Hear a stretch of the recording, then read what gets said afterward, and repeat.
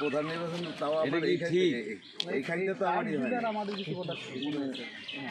এটা তাও আপনার এই রাজবাড়ির থেকে না, এটা ঢাকার থেকে ইস্যু হয়েছে।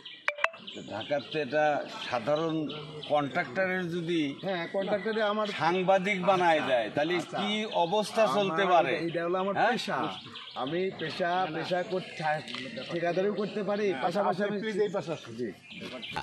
সে কন্ট্রাক্টরই করে।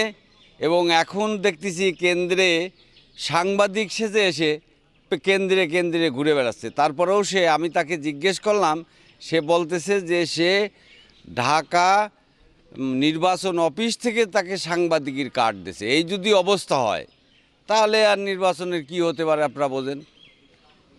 কোন প্রার্থীর ভাই আপনি বলতে? এটা আনারস মার্কা প্রার্থী অদূর মণ্ডলের ছোট ভাই ইদ্রিস মণ্ডল। সে নিজে সাংবাদিক, তাও সে আপনাদের সামনেই দেখলাম, আমি তাকে প্রশ্ন করেছিলাম, আপনাদের সামনেই সে বলল যে ঢাকা থেকে নির্বাচন কমিশন থেকে তাকে সাংবাদিকের কার্ড দিয়েছে। সে সাংবাদিক এই দেশের কোনো লোক জানে না এবং কোনোদিন সে সাংবাদিক হলো না যে নির্বাচন কমিশন থেকে তাকে কার্ড দিয়ে দিল সাংবাদিকের। হ্যাঁ, রাজবাড়ি থেকে দিই নাই, ঢাকা নির্বাচন কমিশন থেকে সে সাংবাদিকের কার্ড নিয়ে আসে।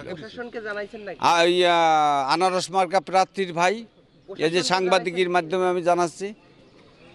এতে এর কি কারণ হতে পারে, এটা আপনি কি মনে করেন? এটা কোনো প্রভাব খাটাইতে পারে, 2 নম্বরই করতে পারে, সাংবাদিক সাজিয়ে ভিতরে গিয়ে কোনো প্রভাব খাটাইতে পারে, জনগণের বিভ্রান্ত করতে পারে। আসছি যে প্রশাসন কিভাবে তাকে নির্বাচন কমিশন তার মতো একটা ছেলেরে সাংবাদিক বানায় ফেললো, কিভাবে একটা কন্ট্রাক্টারি করে খায় আর তারে হঠাৎ করে সাংবাদিক বানায় দিল নির্বাচন কমিশন।